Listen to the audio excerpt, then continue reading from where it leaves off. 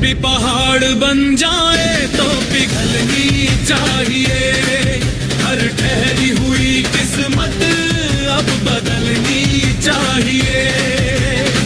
जो भी हो अंधेरा चाहे जितनी रात हो, कहीं भी हो चिंगारी पर आग जलनी चाहिए।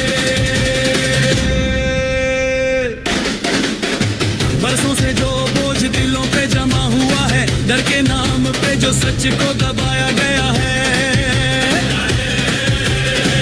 आज हर पर्दा सवालों से कांपने लगे।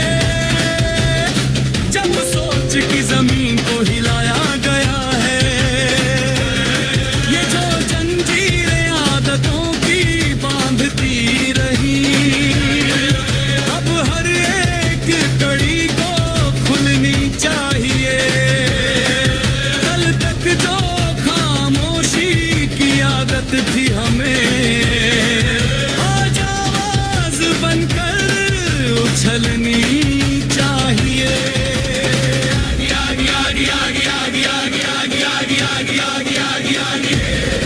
अगर चुप भी पहाड़ बन जाए तो पिघलनी चाहिए। हर ठहरी हुई किस्मत अब बदलनी चाहिए। जो भी हो अंधेरा चाहे जितनी रात हो, कहीं भी हो चिंगारी पर आग जलनी चाहिए। हर गली हर शहर हर कोने की कहानी कहती है अभी बाकी है लड़ने की जवानी। जो गिर गए थे रास्ते में थक के हार के, उनकी भी आंखों में लौटनी चाहिए रवानी। ये जो लाश सी जिंदगियां चल रही है, इनमें फिर से रूह निकलनी चाहिए। हर हाथ जो उठा है बस भीख के लिए, अब इंकलाब की तरफ उठनी चाहिए। मुद्दा शोर नहीं है, मुद्दा बदलाव है, मुद्दा लाई नहीं रुद्दा हर इंसान का ख्वाब है। अगर हालात सवाल बन जाए तो जवाब बनना पड़ेगा। अगर वक्त दीवार बन जाए फिर जवाब डरेगा। अगर मेरे दिल में नहीं, तेरे दिल में सही, पर ये चुप आग अब और सो नहीं सकती। जहां भी जले बस रोशनी दे जाए। ये लपट सिर्फ राख नहीं हो सकती। हर सीने में उम्मीद की चिंगारी रहे, बस इतना सा सपना पलना चाहिए। कौन कहाँ खड़ा है मायने नहीं रखता, जहाँ भी हो जोश वहीं से चलना चाहिए। अगर चुप भी पहाड़ बन जाए तो पिघलनी चाहिए। हर ठहरी हुई किस्मत अब बदलनी चाहिए। जो भी हो अंधेरा चाहे जितनी रात हो, कहीं भी हो चिंगारी पर आग जलनी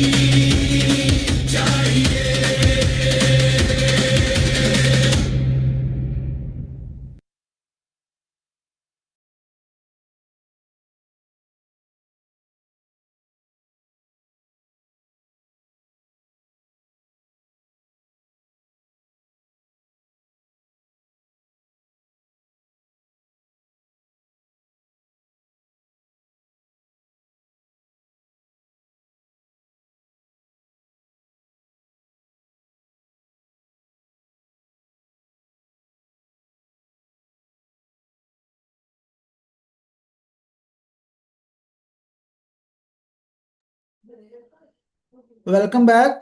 तो कैसे हो आप सब? अच्छे होंगे, मजे में होंगे। चलिए क्लास को कंटिन्यू करते हैं और शुरुआत करते हैं आज एक नए टॉपिक की। हमने एमएस वर्ड, पावर पॉइंट जैसे जो इम्पोर्टेंट टॉपिक थे उनको कवर किया है। और आज का टॉपिक हमारा और स्पेशल होने वाला है।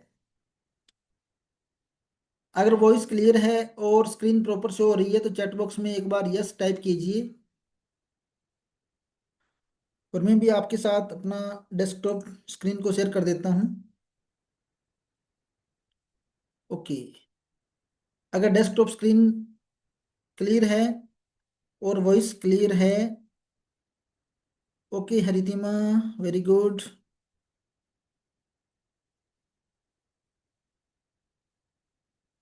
आज का जो हमारा टॉपिक होने वाला है, आज जिस टॉपिक की हम शुरुआत करने जा रहे हैं, ये एक इम्पोर्टेंट टॉपिक है।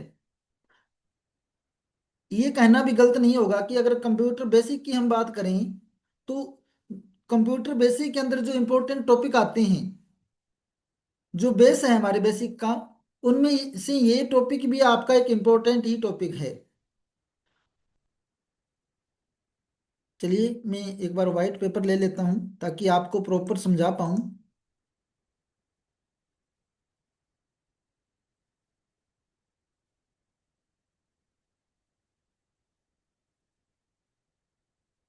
एक वाइट पेपर लेते हैं और उसमें समझने की कोशिश करते हैं।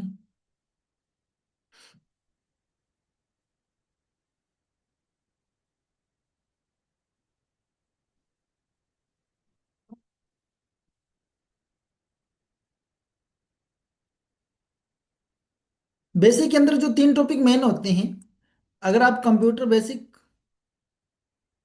सीखते हो या कंप्यूटर बेसिक जब हम करते हैं, तो बेसिक के अंदर जो हमारे मेन टॉपिक आते हैं उसमें पहला आता है वर्ड प्रोसेसिंग। सबसे पहले हम वर्ड प्रोसेसिंग सीखते हैं। Word processing. दूसरे लेवल पे, दूसरे नंबर पे हमारा आता है प्रेजेंटेशन। वर्ड प्रोसेसिंग के लिए हमने सीखा था एमएस वर्ड, ये आपको पता है। वर्ड प्रोसेसिंग के लिए हमने क्या सीखा? एमएस वर्ड सीखा। और प्रेजेंटेशन के लिए हमने सीखा पावर पॉइंट।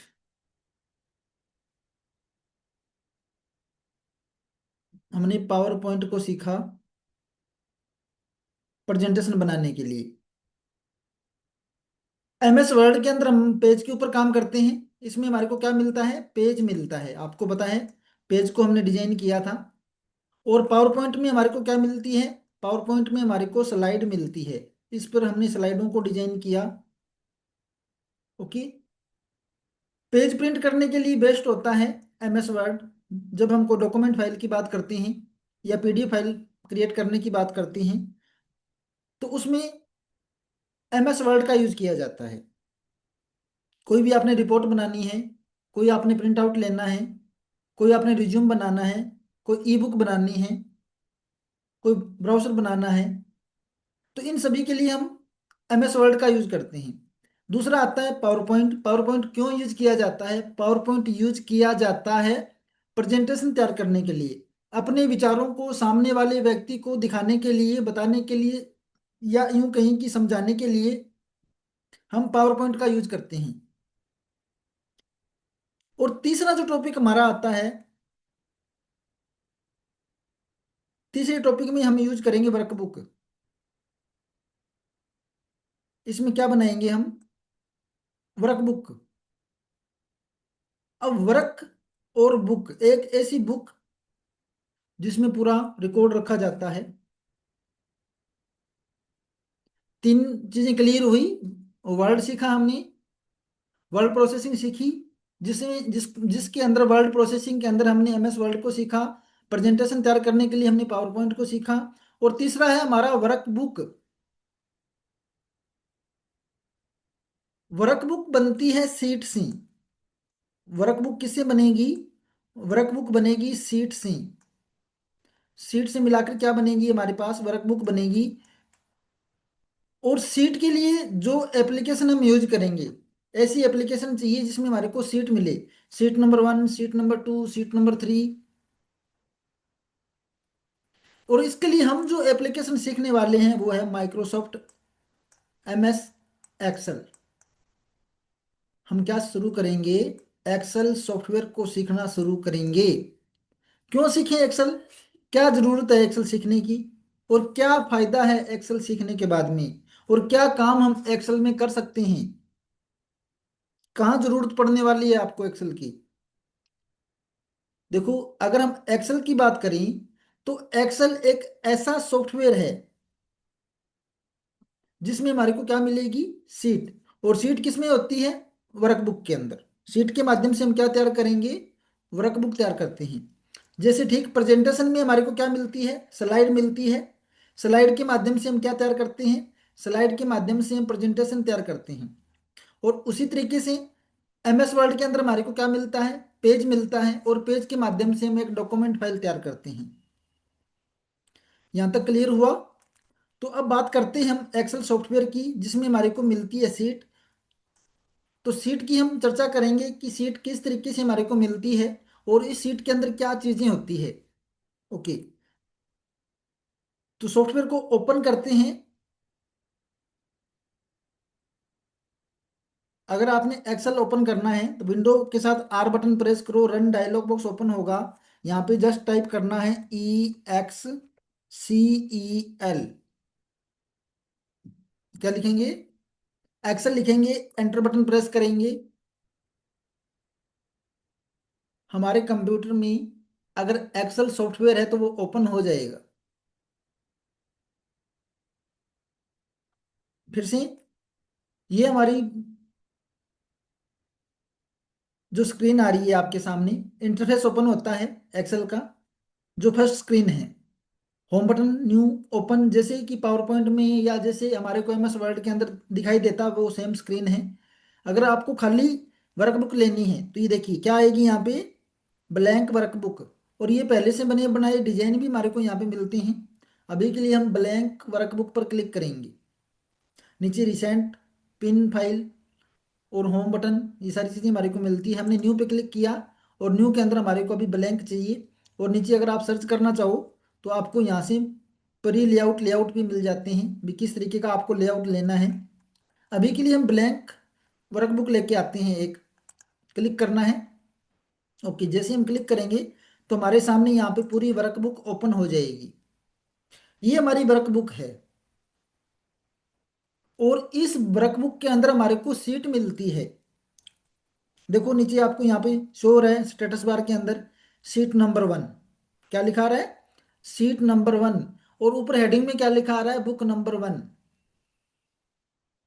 बाय डिफॉल्ट जब फाइल को सेव करते हैं या जो इसका टाइटल दिया जाता है बुक के नाम से दिया जाता है। आपका ये क्वेश्चन आ सकता है, MS वर्ड का, पावर पॉइंट का, एक्सेल का बाय डिफॉल्ट जो टाइटल आता है उसका नाम क्या रहता है, आपको पता होना चाहिए। एक बार सभी के आपने चेक भी कर लेना। ये बार वही सर्च बार आपको शो करती है। अगर कुछ आपने कमांड्स यहाँ सर्च करनी है तो आप सर्च कर सकते हो। जैसे हमारे को MS वर्ड में पावर पॉइंट में टॉप बार शो करती है उसी तरीके से यहाँ भी ये बार हमारे को शो करती है। उसके बाद में हमारा मेन्यू या टैब्स दिखाई देता है। अभी देखिए इसमें नया क्या है, ऑप्शन थोड़े बहुत मिलते जुलते मिलेंगे पहले जैसे, लेकिन बहुत कुछ इसमें नया भी हमारे को देखने को मिलेगा। इसमें फार्मूला बार हमारे पास यहाँ पे FX लिखा हुआ दिखाई दे रहा है, ये फार्मूला बार है। और ये एड्रेस बार है और ये फॉर्मूला बार है। देखो, अब नीचे आपको यहाँ पे अल्फाबेट दिखाई दे रही है ABCDEF, और इधर नंबरिंग शो हो रही है 1 2 3 4 5 6 7। इनका मतलब क्या है, ये हमारी हेडिंग है। ये क्या है, हेडिंग है। आपने MS वर्ड को यूज किया है, पावर पॉइंट को यूज किया है। तो जब MS वर्ड में या पावर पॉइंट में हमने टेबल को बनाया होगा, जब हमने टेबल का यूज किया था तो उसमें हमने क्या किया था, टेबल बनाना मैंने आपको सिखाया था। सिखाया था कि नहीं सिखाया था, आपने टेबल बनाना सीखा था। उसी तरीके से अभी हम क्या सीखेंगे, टेबल, हम वर्कबुक की थोड़ी इंट्रो करते हैं। वर्कबुक क्या होती है और क्या जरूरत है, इसके बारे में आपको थोड़ा बताना चाहूंगा। कि जो हमारी वर्कबुक होती है एक तरह से टेबल की तरह ही दिखाई देती है आपको। सीट बोलते हैं इसको। वर्कबुक किस में मिलती है हमारे को, सीट होती है इसमें, सीट 1, सीट 2, सीट 3। ओके। प्रत्येक वर्कबुक में रो और कॉलम बने होते हैं, एक सीट बनी होती है पूरी की पूरी। आपको इसमें बॉक्स बनाने की जरूरत नहीं है। जैसा कि पेज हमने MS वर्ड के अंदर बनाई थी या पावर पॉइंट के अंदर हमने बनाई थी, इसमें सीट हमारे को बनी बनाई मिलती है। ओके। तो ये देखिए, ये कॉलम होते हैं। कॉलम की हेडिंग हमेशा अल्फाबेट में आती है। Column A, column B, column C, column D। ये हेडिंग है कॉलम की। कॉलम की हेडिंग हमेशा अल्फाबेट में आएगी। और ये हेडिंग है हमारी रो की। रो नंबर 1, 2, 3, 4, 5, ये ऐसे चलेगी। ओके। ये हेडिंग होती है, इनको हम हेडिंग बोलेंगे। ओके। ये हेडिंग क्या शो करती है, ये हेडिंग हमारे कॉलम को शो करती है और ये हेडिंग हमारी रो को शो करेगी। और रो और कॉलम से मिलकर जो बॉक्स बनता है उसको हम सेल बोलते हैं। और प्रत्येक सेल का अपना एक एड्रेस होता है। एक्सेल पूरा का पूरा सेल एड्रेस पर ही काम करता है। कैसे, जैसे मैंने ये नाम लिखा सेल, तो इस बॉक्स का एड्रेस है अपना एक, इस बॉक्स का अपना एक एड्रेस है। और इस बॉक्स का एड्रेस है क्या, इस बॉक्स का एड्रेस है बी। और इधर से 1, 2, 3, 4, क्या एड्रेस है इसका, B4। इस सेल का एड्रेस क्या है, B4 है। इसमें जो डाटा रखा हुआ है उसको नहीं लिखना हमारे को, इस सेल के एड्रेस को लिखना होता है। और उसमें इस एड्रेस पर जो भी डाटा होगा वो कंप्यूटर ऑटोमेटिक उठाएगा। क्लियर। रो और कॉलम से आपने एक बार इतना समझना है, रो और कॉलम से मिलकर सीट बन रही है। और सीट की हेडिंग जो होती है, कॉलम की हेडिंग आएगी उसको हम अल्फाबेट में लिखेंगे। और रो की जो हमारी हेडिंग आएगी उसको हम नंबर्स में लिखते हैं। चलिए वापस हमारी स्क्रीन पे हम चलते हैं। तो यहाँ आपने देखा होगा ABCD 1, 2, 3। अब ये कितनी है, एक एक्सेल की सीट में कितने रो होते हैं, कितने कॉलम होते हैं, आपका नेक्स्ट क्वेश्चन। अगर आपका सिलेबस आगे चल रहा है, यहाँ पीछे चल रहे हो, तो आपको पता होना चाहिए एक जो वर्कशीट होती है या जो एक वर्कबुक होती है उसके अंदर कितने रो और कितने कॉलम होते हैं। चैट बॉक्स में बताइए अगर किसी को पता है, एक वर्कबुक में कितनी रो और कितने कॉलम होते हैं। किसी को पता है तो चैट बॉक्स में बताइए, शाबाश। मैं वेट कर रहा हूँ, देखता हूँ कोई मैसेज आता है क्या। तमन्ना, पूजा, ममता, ज्योति, पवन। पवन तूने तो काफी पहले सीख रखा है। ओके, किसी को नहीं पता। चलिए मैं बता देता हूँ, आप चेक भी डायरेक्ट कर सकते हो। देखिए यहाँ पर आपको एक छोटा सा बटन शो हो रहा है, ये बटन आपको शो हो रहा है यहाँ पे। जैसे इस बटन पे क्लिक करोगे तो ऊपर देखिए आप, संख्याएं आ गई ना, रो और कॉलम। 16,384 कॉलम होते हैं। और रो कितनी है, 10 लाख है क्या, 10,48,576 रो होती है। 10,48,576 रो है। 16,384 कॉलम है आपकी एक वर्कबुक के अंदर है ये। कहने का मतलब है 10 लाख लोगों का डाटा हम एक सीट के अंदर रख सकते हैं। 10 लाख लोगों का डाटा आप एक सीट के अंदर लिख सकते हो या रख सकते हो। तो देखिए कितना बड़ा डाटा हम इसमें सेव कर सकते हैं। क्लियर हुआ। आपका ये क्वेश्चन भी आ सकता है, एक्सेल की एक वर्कबुक में एक सीट में कितने रो और कितने कॉलम होते हैं, ये आपको पता होना चाहिए।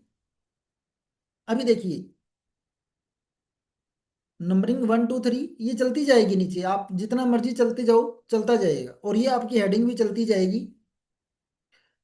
अब हम थोड़ी बात कर लेते हैं आगे और चलते हैं थोड़ा भी इसका यूज कैसे करें, क्या यूज करना है इसका, क्या काम इस पर हमारे को करना होता है। एक्सेल का मेन काम कैलकुलेशन का है। ऐसी फाइल्स जिसमें हमारे को संख्याओं को जोड़ना, घटाना, भाग करना, गुणा करना, कहीं फंक्शन लगाने हैं, कहीं फॉर्मूले यूज करने हैं, ऐसा कुछ बनाना हो तो हम किसका यूज करेंगे, हमारे को एक्सेल का ही यूज करना पड़ेगा। ऑटो डाटा कैलकुलेट होता है इसमें।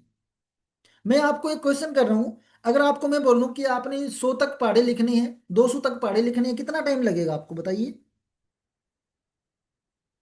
अभी मैं आपको बोलूं कि आप एक टीचर हो और बच्चों को 100 तक पहाड़े लिख के देने हैं आपने, कितना टाइम लगेगा आपको लिखने में, बताइए शाबाश, कितनी देर में लिख के दे सकते हो। एक कॉम्बिनेशन जो मैं पूछा करूं तो आप जवाब दीजिए, अगर जवाब नहीं दोगे तो फिर क्या, क्योंकि अगर मैं आपको कुछ बता रहा हूँ, कुछ समझा रहा हूँ, जैसे लाइव क्लासें होती है, एक क्लासरूम के अंदर क्लास चल रही है, उसी तरीके से आप समझो ना। आप जवाब नहीं दे रहे हो, जब तक आप जो मैं पूछूंगा उसका जवाब रिस्पॉन्स नहीं दोगे, आपका रिस्पॉन्स तो जरूरी है ना। रिस्पॉन्स वन साइड चल रहा है, अभी मैं चाहता हूँ कि टू वे हो, टू वे हम कम्युनिकेशन करें दोनों तरफा। ओके, तमन्ना बोल रही है 1 या 2 घंटे, जाहिर सी बात है इतना टाइम हमारे को लग सकता है।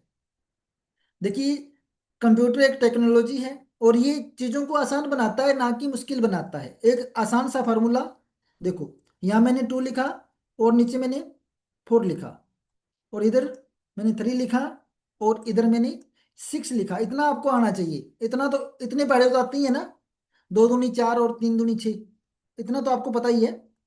दोनों को एक साथ सेलेक्ट कर लो और जो छोटा सा कट का साइन आपको दिखाई दे रहा है उस पर आओगे, प्लस का आइकन बनेगा, थोड़ा नीचे आ जाओ, 3 दाया 30, हो गया। 2 पाड़े मैंने लिख दिए, अब इसी को पकड़ो और इधर जितनी दूर आपको जाना है चले जाओ। कितना टाइम लगा मुझे, मुझे कितना टाइम लगा ये तो, 10 तक तो मैंने बोला, अभी 10 तक की हम पहाड़े याद करते हैं। अगर आपको चाहिए कि 20 तक बनाना है, 30 तक बनाना है, आप नीचे भी इसको कर सकते हो। कितना टाइम लगा कैलकुलेशन करने में, ये है टेक्नोलॉजी की पावर, कंप्यूटर की पावर। 1 सेकंड में हमने कितना काम कर दिया।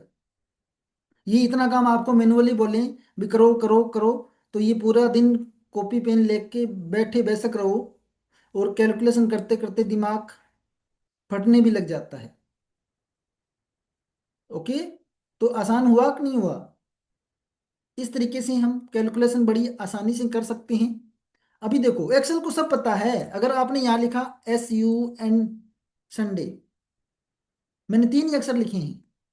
यहाँ मैंने लिखा MON, 2 ही अक्षर लिखे हैं मैंने, दोनों को मैंने सेलेक्ट किया और नीचे ड्रैग कर दिया तो ये देखो इसने अपने आप उठा लिया। इसी तरीके से जनवरी फरवरी आप लिखना चाहते हो, यहाँ आपने लिखा JANFE, आपको स्पेलिंग नहीं आ रही कोई बात नहीं, मुझे तो इतनी आती है जितनी मैंने लिख दी। ओके, अपने आप चलता जाएगा आगे, सारा पता है इसको, हर एक चीज का पता है कि क्या चीजें कैसे करनी है। तो इस तरीके से हम इसमें कैलकुलेशन बनाएंगे। अब मान के चलो आपने एक छोटा सा फॉर्मूला बनाया, मैं डायरेक्ट ऑप्शन को सीरियल वाइज नहीं उठाऊंगा, जैसे जैसे जरूरत पड़ेगी उठाता रहूंगा। आज का आपका काम यही है, आपने यहाँ पे डाली वैल्यू ऑफ ए का मान डाला, वैल्यू ऑफ ए, ए का मान आपने डाला, फिर दूसरे बॉक्स में हमने डाला वैल्यू ऑफ बी का मान हमने यहाँ डाला, और सी बराबर क्या हो जाए, A+B हो जाए, सी बराबर क्या हो, A+B हो जाए। ये हमारी हेडिंग है, थोड़ा अगर बड़ा करना चाहिए तो हम बड़ा भी कर सकते हैं, आपकी मर्जी है। ओके, अब देखो मैंने यहाँ पे ए का मान डाला 3 4 5 6 जो भी है, यहाँ पर मैंने बी का मान डाला 4 8 6 जो भी है, जितना भी हम डालते हैं डाल सकते हो आप, कोई दिक्कत नहीं, जो भी लिखना है लिखो। अब मैं क्या चाहता हूँ, मैं चाहता हूं कि सी के अंदर क्या आए, ए और बी दोनों का जोड़ यहाँ पे हो जाए। ए का मान और बी का मान आपस में जुड़ के यहाँ पे आना चाहिए। तो इसके लिए मुझे फार्मूला लगाना पड़ेगा, फंक्शन लगाना पड़ेगा। अब फंक्शन है क्या इसमें, या तो आप सीधा कर दो, 4 और 3 7। मैंने जोड़ तो दिया, क्या ये तरीका सही है? नहीं, ये तरीका सही नहीं है। क्यों? मैंने यहाँ पर संख्या को बदला, चेंज नहीं हुआ। मैं चाहता हूं कि यहाँ अगर संख्या ही कल को चेंज करनी पड़े तो ये जोड़ जो आ रहा है वो भी ऑटोमेटिक चेंज होना चाहिए। फिर मैं क्या करूं, मुझे यहाँ पर फंक्शन लगाना पड़ेगा, फॉर्मूला लगाना पड़ेगा। वैसे तो हमारे पास यहाँ फॉर्मूला के लिए एक पूरी की पूरी टैब बनी हुई है, जिसमें फॉर्मूले हम लगा सकते हैं। अगर आपको ऑटोमेटिक फॉर्मूला लगाना है तो आप ऑटो सम पे आओ, यहाँ पर सम लिखा है, सम बटन पे क्लिक करो। जैसे हम सम करेंगे ऑटोमेटिक सम का फॉर्मूला लग जाएगा, एंटर बटन प्रेस कर दो आप। अब देखिए 5 + 4 = 9 हो गया। लेकिन अभी मैं यहाँ चेंज कर रहा हूँ, देखो रिजल्ट आ रहा है कि नहीं आ रहा, चेंज चीजें हो रही है ऑटोमेटिक। मैं नहीं कर रहा, हो रही है। अब मैंने इतना काम कर दिया, क्या सभी में मुझे फार्मूले लगाने पड़ेंगे अलग अलग? क्या इसमें फार्मूला लगाऊंगा, इसमें लगाऊंगा, इसमें लगाऊंगा? इतना टाइम ही नहीं है मेरे पास। नहीं, आपको लगाने की जरूरत नहीं है। इसको यहाँ से पकड़ो और ड्रैग कर दो, अपने आप उठा लेगा ये। सेम फंक्शन अप्लाई करेगा नीचे भी। क्या समझ में आ रहा है आपको? क्या आपको जो चीजें मैं बता रहा हूँ समझ में आ रही है?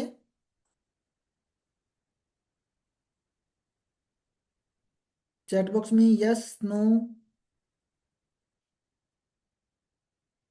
ओके, तमन्ना आपको तो आ रही है, बाकियों को नहीं आ रही, मुझे लगता है पूजा को भी आ रही है।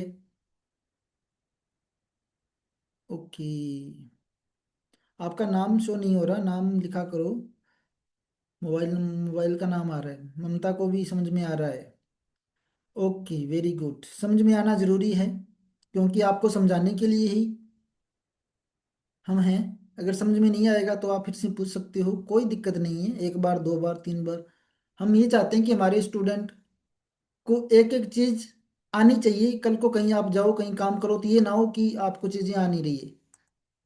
ओके, हमने खुद हर एक काम को प्रैक्टिकली किया है, ऐसे नहीं है कि डायरेक्ट आपको सिखा रहे हैं।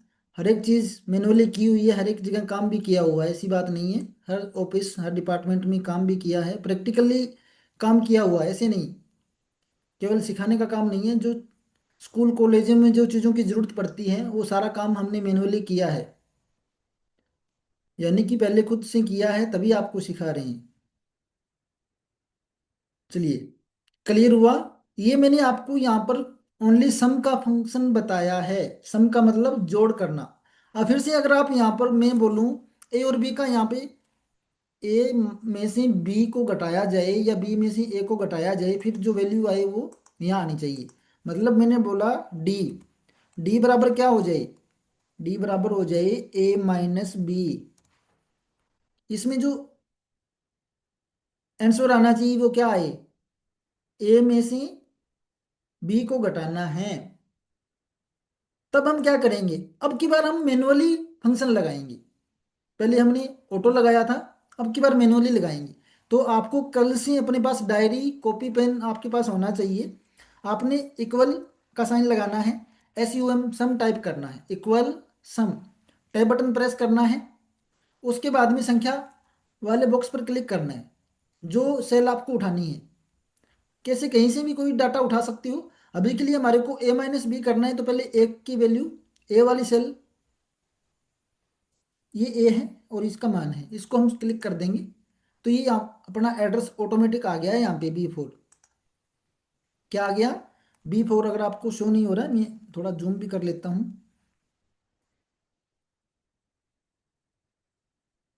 ओके, क्या कहाँ गया मेरा ये, चलो दोबारा करता हूँ मैं, क्योंकि सीधा B4 लिख दिया हमने, बराबर सम B4। और अभी देखो, अगर फंक्शन आपको बदलना हो तो ऊपर फंक्शन बार में आपको यहाँ पर आपका फॉर्मूला शो कर रहा है, यहाँ पर क्लिक करके आप इसको एडिट भी कर पाओगे।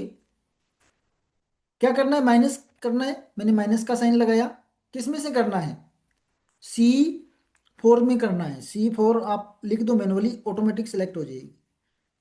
C4 में से घटाना है, एंटर बटन प्रेस कर दो, तो -467 आंसर आएगा, क्योंकि बी की वैल्यू ज्यादा है, माइनस साइड ज्यादा है। तो क्लियर हुआ, इस तरीके से हम कर सकते हैं। अभी सभी में से करना है तो फिर से सिलेक्ट करेंगे और ड्रैग करेंगे तो आंसर आ जाएगा। अगर इसी तरीके से आपने प्लस करना है तो बीच में निशान प्लस का लगा देना है, गुणा करनी है तो बीच में निशान गुणा का लगा देना है। ठीक है, क्लियर हुआ। भाग करना है तो बीच में साइन भाग का लगा देना है। ये पूरा का पूरा आपका फंक्शन बनेगा। अगर दो संख्याओं का आपने भाग करना है तो क्या लगाओगे, सम। मैं यहाँ पे लिख देता हूँ आपको, आपने सेल की वैल्यू डालनी है, ना कि जो सेल के अंदर मान है वो नहीं डालना। अगर सेल के अंदर जो मान लिखा है अगर वो डालोगे तो बाद में जब आप संख्या चेंज करोगे तो वो आंसर सही नहीं आएगा आपका। एग्जांपल लेते हैं, जैसे ये मानो यहीं, या हम प्लस वाले में लगाते हैं, वापस में दोबारा से यहाँ लगा रहा हूँ फंक्शन सम का, बराबर सम। मैंने यहाँ लिखा सम। ओके, चलो यहाँ कर देते हैं, कहीं और कर देते हैं, और कर देते हैं, आप यहाँ कर देते हैं, इस बॉक्स में कर देते हैं, बराबर एस यू एम सम टैब। मैं चाहता हूं ये जो वैल्यू है B6 और C6 को आपस में जोड़ा जाए, लेकिन इसमें मान कितना है, 5 लिखा हुआ है ना यहाँ पे 5। अगर मैं यहाँ पे 5 लिख दूंगा और फिर मैं प्लस का साइन दबाऊंगा प्लस, और फिर मैं 7 लिख दूंगा और ब्रैकेट को क्लोज करके एंटर कर दूंगा, देखो जोड़ तो इसने दिया, 5 और 7 को 12 तो कर दिया, लेकिन क्या जब मैं यहाँ पर संख्या को बदलूंगा ये मान चेंज होगा, नहीं होगा। क्यों नहीं होगा, क्योंकि मैंने सेल का एड्रेस नहीं डाला, सेल की वैल्यू डाल दी। जबकि करना क्या था, मुझे इस सेल का एड्रेस डालना था। अगर मैं सेल का एड्रेस डालता तो सेल के अंदर जो भी मान था, जो भी वैल्यू थी, वो अपने आप वहां पर उठा लेता कंप्यूटर। तो मुझे क्या करना चाहिए था, सेल का वैल्यू, सेल की वैल्यू डालनी थी, ना कि सेल, सॉरी, सेल का एड्रेस डालना था, ना कि सेल की वैल्यू डालनी थी। क्लियर हुआ। अगर इसी के अंदर मैं फिर से दोबारा यहाँ पर चेंज करता हूँ और इसको वैल्यू में बदल देता हूँ, यानी कि इसका मान है B6 प्लस D6। सर, हाँ जी। वॉइस क्लियर कम आ रही है मतलब। वॉइस क्लियर कम आ रही है, आवाज कट रही है क्या मेरी, क्लियर नहीं आ रही है या कट रही है, ये बताइए आप। Voice sir break. इनके पास नेटवर्क दिक्कत हो सकती है। आपको क्लियर आ रही है सर, यस सर। और दूसरे स्टूडेंट के पास क्या वॉइस मेरी ब्रेक हो रही है, या कट कट के आ रही है, या प्रॉपर क्लियर आ रही है दूसरों के पास, बताइए। क्लियर है सर। ओके, आपका नेटवर्क इशू हो सकता है अगर वॉइस आपके पास नहीं आ रही है, इंटरनेट स्लो हो सकता है, या डाटा भी खत्म होने वाला हो सकता है, सो प्रॉब्लम हो सकती है। ठीक है, तो ये थोड़ा, बाकी अभी थोड़ा सा टाइम रहा है, दोबारा से ज्वाइन करके देख लो अगर समस्या आ रही है तो।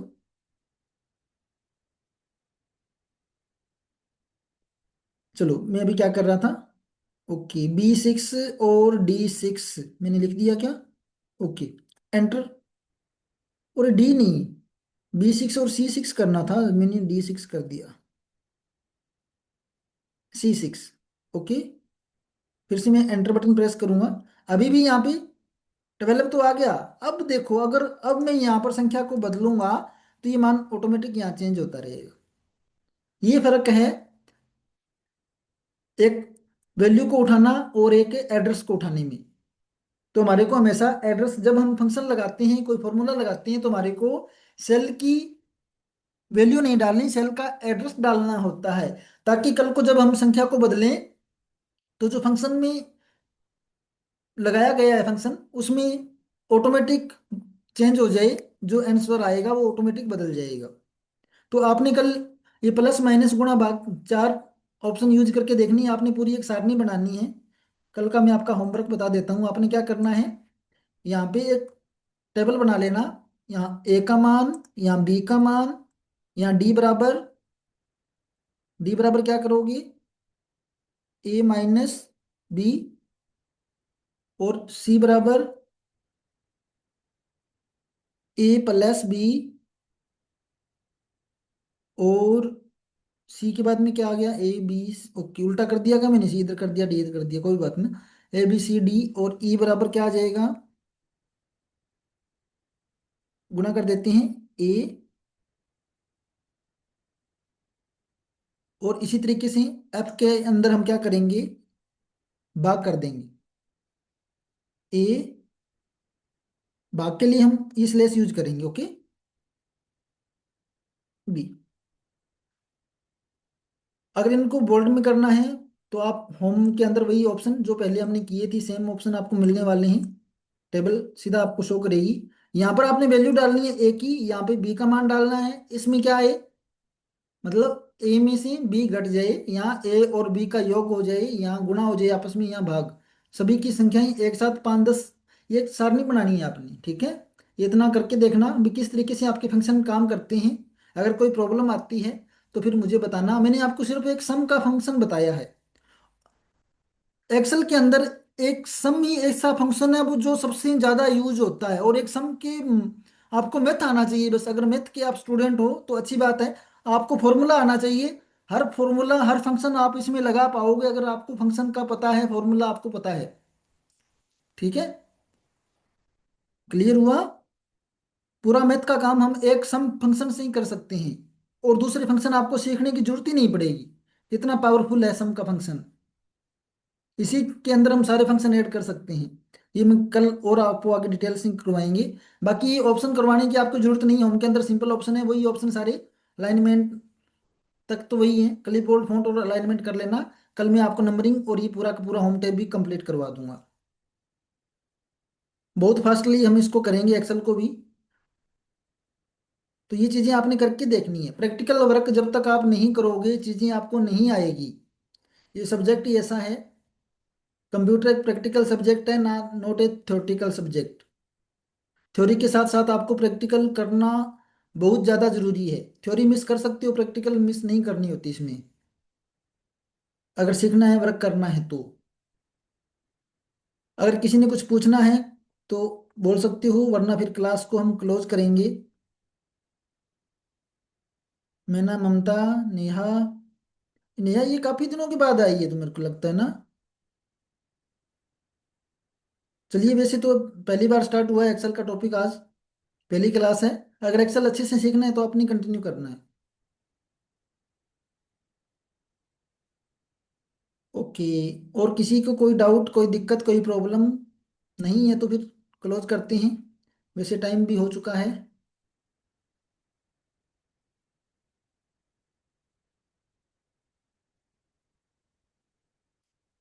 ओके, चलिए स्टॉप करता हूँ फिर मैं, कल फिर मिलेंगे।